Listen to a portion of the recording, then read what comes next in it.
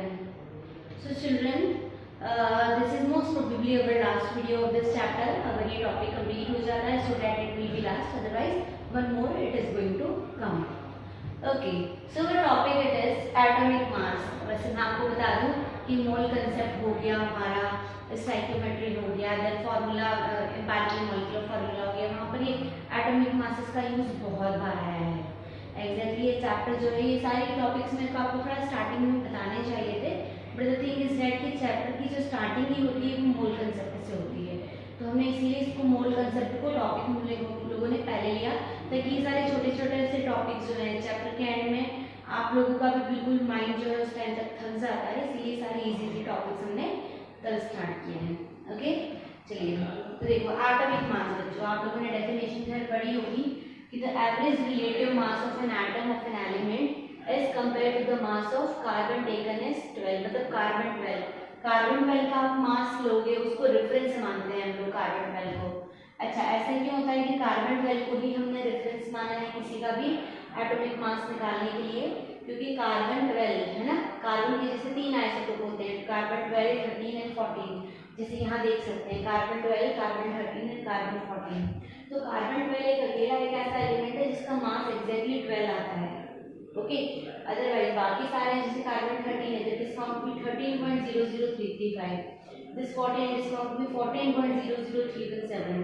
Okay, क्योंकि इस तरीके के मासेस मिलते हैं, इसीलिए हमको पता होना चाहिए कि कार्बन 12 जो है वो एक अकेला एक ऐसा एलिमेंट है जिसका एग्जैक्ट मास होता है 12. It is 12.01 12.003 like that. ऐसे मासेस नहीं होते, that's why we have taken carbon 12 as a reference element. Okay, this scale, ये जो स्केल हम लोग निकालते हैं जिससे एटॉमिक मास कैलकुलेट करते हैं, इसको हम बोलते हैं atomic mass unit scale. This is called as atomic mass unit scale. Okay, carbon 12 is assigned as a mass of exactly 12 atomic mass. carbon 12 का mass exactly 12 है, मैंने आपको बता ही दिया है. 1 atomic mass unit जिसको हम 1 AMU भी बोलते हैं. So the quantity of mass equal to 1/12 of the mass of an atom. किसी के भी मास, जैसे हाइड्रोजन एटम है, तो हाइड्रोजन एटम का जो मास है it is found to be 1.6736 × 10⁻24 pound. अगर हम लोग 1 एटॉमिक मास यूनिट लें तो इट इज 1.66056 × 10⁻24, और हाइड्रोजन एटम का मास ले तो ये हाइड्रोजन एटम का मास निकल जाएगा. लेकिन अगर हम लोग इसका एटॉमिक मास लें, है ना, हाइड्रोजन एटम का एटॉमिक मास निकालें, तो मैंने क्या किया है यहाँ पे जो mass of an hydrogen atom है उसको डिवाइड कर दिया है किससे, उसके 1 AMU से. अच्छा, आप लोग पूछ रहे होंगे कि मैडम ये मास कहाँ से आया, मास ऑफ हाइड्रोजन एटम. तो मैं आपको बता दूं, क्योंकि हाइड्रोजन के पास में एक इलेक्ट्रॉन है और एक प्रोटॉन है ना, न्यूट्रॉन नहीं होते हैं. किसी भी एटम का जो मास होता है बेसिकली वो उसके न्यूक्लियस के मास के इक्वल होता है. तो न्यूक्लियस में जो प्रेजेंट होगा उसी के इक्वल में जाएगा. तो न्यूक्लियस में हाइड्रोजन के केस में से प्रोटॉन प्रेजेंट है, तो ये mass of hydrogen atom basically ये मास किसका है, प्रोटॉन का मास है. ओके, तो हम लोगों ने क्या करा, अगर मुझे हाइड्रोजन एटम का मास निकालना था तो मैं प्रोटॉन का मास लूंगी. मैंने प्रोटॉन का मास लिया है और इसको डिवाइड कर दिया है मैंने किससे, 1 AMU से. This is the value of 1 AMU. तो 1 AMU से मैं डिवाइड करूंगी तो मेरा जो आंसर आएगा 1.008 AMU. इसीलिए एटॉमिक मास जो रहता है हाइड्रोजन का that is found to be 1.008 AMU. लेकिन कैलकुलेशन पर्पस के लिए हम लोग उसको सिर्फ 1 कंसीडर करते हैं. आप लोगों ने देखा होगा हर बार हम लोगों ने हाइड्रोजन का मास 1 ही लिया है. अच्छा, ये जो एटॉमिक मास का पूरा कैलकुलेशन होता है बच्चों, ये जिस इंस्ट्रूमेंट से होता है वो इंस्ट्रूमेंट का नाम है मास स्पेक्ट्रोमीटर. तो mass spectrometer generally used to calculate the atomic masses. तो ये जो एक जनरल डेफिनेशंस वगैरह है, ऐसे कुछ है नहीं. ये थोड़ा सा टॉपिक जो है वो आपके काम का है, इसको हम समझते हैं. Concept of average atomic mass. Actually क्या होता है, जैसे एक एग्जांपल मैं आपको देती हूँ, क्लोरीन का मास अपन जो पीरियोडिक टेबल में पढ़ते हैं that is found to be 35.5. क्यों ऐसा कैसे हो गया, 35.5 कैसे हो गया, क्योंकि हम तो पढ़कर आए हैं कि किसी भी एलिमेंट का जो मास होता है वो बेसिकली उसके number of proton plus number of neutron के इक्वल में होता है. तो 35.5 है, इसका क्या मतलब है, इसका तो कोई मतलब ही नहीं हुआ ना. अगर आपका क्लोरीन है तो क्लोरीन के पास में 17 तो प्रोटॉन है और 18 न्यूट्रॉन है, तो 17 प्लस 18 करोगे तो वो 35 होना चाहिए, न कि 35.5 होना चाहिए। तो ये जो मास आ रहा है हमारा 35.5, इसका क्या मतलब है? क्या आधा न्यूट्रॉन और आ गया है, क्या आधा प्रोटॉन और आ गया है?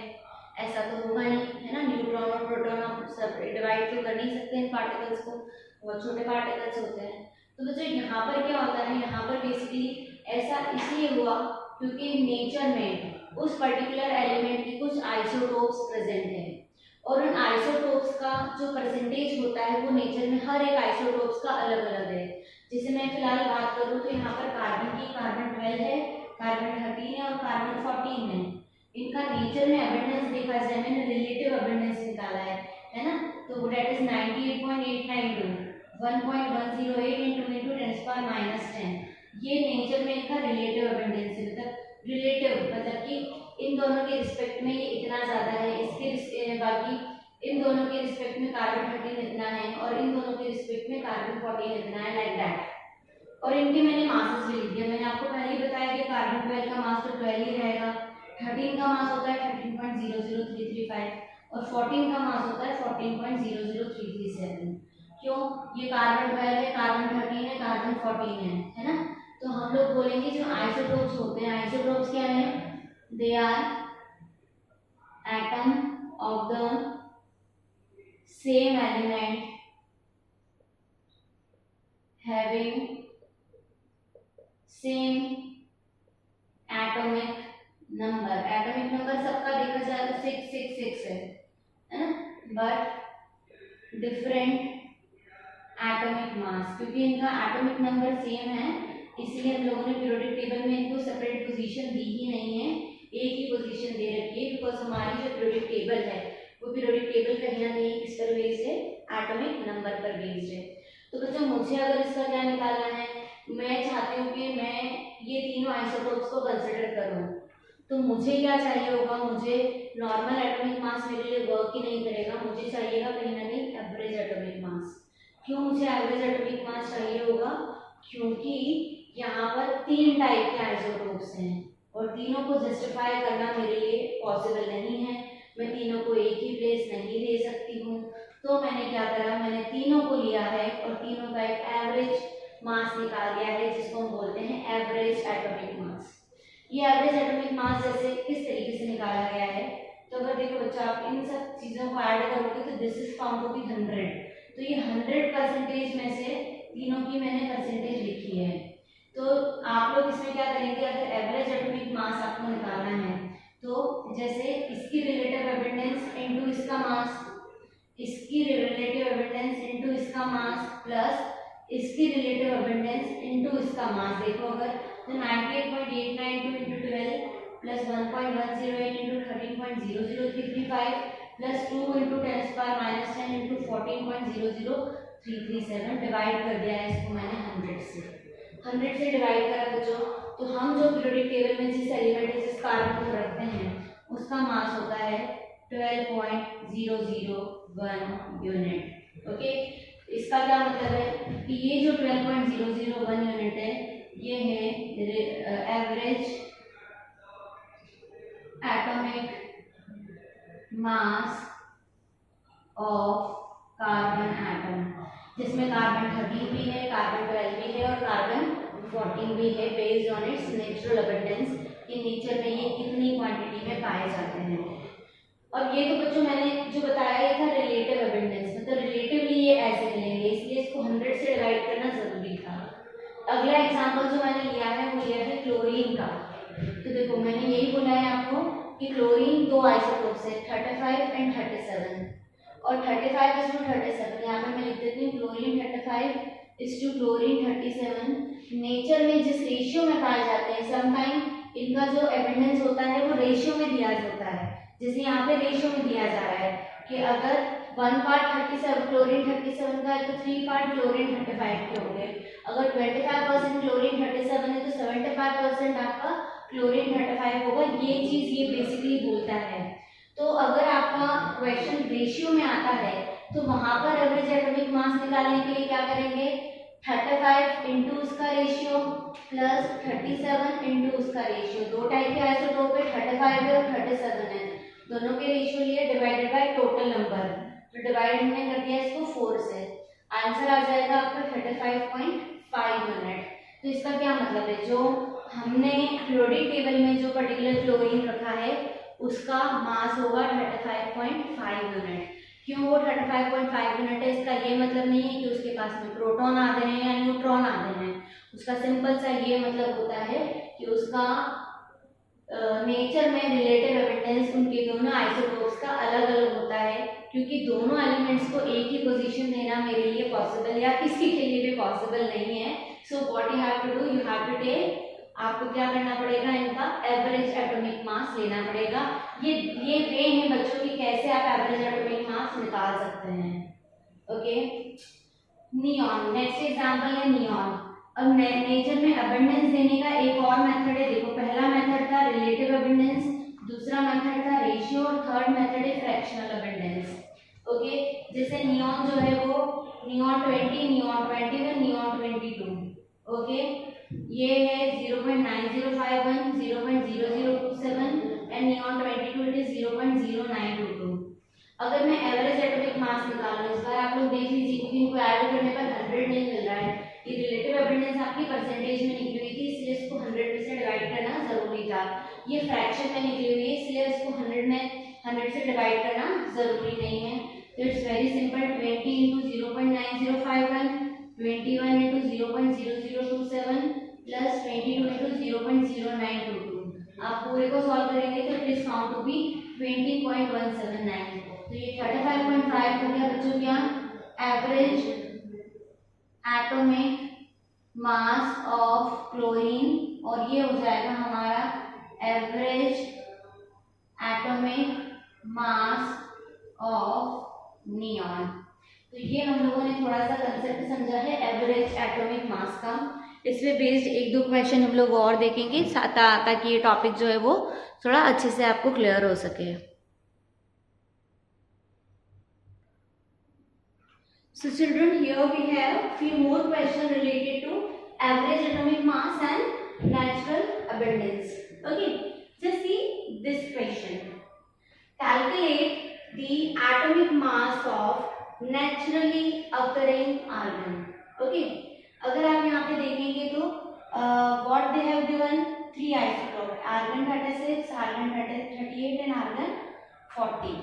Okay, if we see their masses, then it is found to be 35.96755, 37.96272 and 39.9624.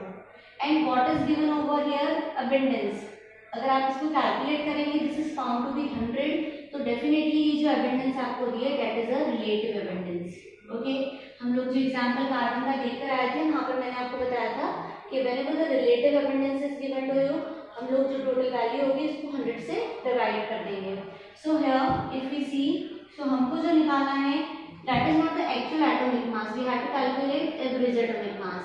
Okay, so here average atomic mass of argon, just see mass कितना है यहाँ पे हमारे पास में 35.96755 मल्टीप्लाइड बाय रिलेटिव अबंडेंस। काफी सारे स्टूडेंट जो मिस्टेक करते हैं वो क्या करते हैं, ये आइसोटोप पर जो मैंने मास दिया है ये वाला मास जो है 36, 38, 40 ये ले लेते हैं और आंसर जो है उसमें थोड़ा सा वेरिएशन आता है, because if we see the mass ये 36 से 35.96755 है। हमारा जो कंसर्न है वो भी इसी चीज का है कि why not it is only 36, why it is 35.96755। तो again it depends upon the natural abundance की परसेंटेज कंपोजिशन पर वो डिपेंड करेगा कि नेचर में कितने अमाउंट में मिलता है। So here it is 35.96755 multiplied by 0.337 plus 37.96272 multiplied by 0.063 plus 39.9624 multiplied by 99.600 divided by 100. Okay children, if you calculate this thing now, so you will find your average atomic mass of argon, it is found to be 39.948 gram per mole. Okay, so this is the final answer. Okay, so ये question हमारा था again average atomic मास पर। जैसे हमने solve किया था वैसे इसको भी सॉल्व करना है। Now come to the next question. Second question it is boron occur in nature in the form of two isotope, है ना। इस बार आपको दोनों आइसोटोप का मास दे दिया है 10 और 11। इन्होंने आपको एवरेज एटॉमिक मास भी दे दिया है 10.8 और आपसे पूछ ली है इनकी परसेंटेज एबंडेंस। ओके, तो देखो बच्चों, परसेंटेज एबंडेंस जो आपसे पूछी है तो हमको पता है कि किसी भी कंपाउंड में कोई भी एलिमेंट में अगर परसेंटेज में जा रहे हैं हम लोग तो 100 से ज्यादा नहीं होगी। ओके, तो देखो बोरोन की दो आइसोटोप है, बोरोन 10 एंड बोरोन 11। तो हम लोग मान लेते हैं परसेंटेज ऑफ बोरोन 10 को हमने ले लिया x और परसेंटेज ऑफ इवन, ये थोड़ा सा सही भी नहीं होगा, if you right percentage abundance, है ना, percentage abundance of boron 10 it is x and percentage abundance of boron 11 it is 100 minus x। तो देखो बच्चों ये परसेंटेज कंपोजिशन हो गई है, that is percentage and that is mass divided by 100। सो हमको क्या निकालना है यहाँ पे, हमको निकालना है परसेंटेज एबंडेंस दिस टाइम, है ना। तो हम लोग जानते हैं कि average atomic mass, average atomic mass होता है 10.8। तो ये हो जाएगा आपका x into 10 plus 100 minus x into 11 divided by 100।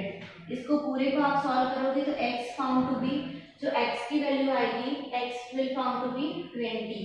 Okay, तो x क्या है हमारा, x तो भी 10 है, तो percentage abundance of boron 10 it is 20। okay, 20% it is found in our nature। लेकिन if we talk about percentage abundance of boron 11 it is 100 minus x, so that will be 100 minus 20 that is 80%। okay, so children यहाँ पर हम लोगों ने with the help of this average atomic mass we have calculated percentage abundance। अच्छा, काफी सारे बच्चे I think CBSE में तो इस टाइप के क्वेश्चंस जो थे वो क्लास 9th में भी थे, बट मे बी पॉसिबल आप लोग भूल गए होंगे अभी तक। I don't know about the state board whether they have done this और नॉट, इसीलिए हम लोग इस टाइप के सारे क्वेश्चंस देख रहे हैं ताकि आप लोगों को ये सारे टॉपिक्स थोड़े से स्ट्रांग होते जाएं। Okay, now again the same question is asked, nitrogen occur in nature in the form of two isotope with mass nitrogen that is 14 and 15। okay, what is the percentage abundance of two isotope? One thing which is missing over here, I think that is average atomic mass, I think it is। okay, I think मैंने ही कुछ गड़बड़ कर दी है यहाँ पे। So average atomic mass of nitrogen is 14.0067। Okay, it is 14.0067। I forgot to write the question. So चलिए अगेन चिल्ड्रन, दैट इज 14 नहीं, हम लोग पहले लिख लेते हैं कि percentage abundance of nitrogen 14x and percentage abundance of nitrogen 15 it is 100 minus x। okay, now average atomic mass 14.0067 equals to, so 14 into x plus 15 into 100 minus x upon 100। when you solve this you will find the value of x over here 99.33%। so it's very simple, percentage abundance of nitrogen 14 it is 99.33 and percentage abundance of nitrogen 15 it is 100 minus x, it will found to be 0.67%। okay, so we have solved this question also। now come to next question, the relative abundance of various isotope of silicon, silicon 28 29 30 average atomic मास निकालना है, simple है ये तो। सो हमको निकालना है average atomic मास, तो percentage into mass करते हैं ना, 92.23 into 28 plus 4.67 into 29 plus 3.10 into 30 divided by 100। इस पूरे को आप लोग सॉल्व करेंगे। सो एवरेज एटॉमिक मास आपको जो मिलेगा that is found to be 28.305 gram पर मोल। ओके, सो ये सारे जो हमने क्वेश्चंस देखे हैं on the basis of relative evidence, और कह सकते हैं एवरेज एटॉमिक मास या रिलेटिव मास, जिसको हम बेसिकली परसेंटेज एविडेंस के नाम से कैलकुलेट करते हैं। सो बच्चों, ये हम लोगों ने देखा हमारा एक टॉपिक। ओके, एक और टॉपिक जो आपका लास्ट इसमें बच रहा है, that we are going to see in our next video. Thank you so much.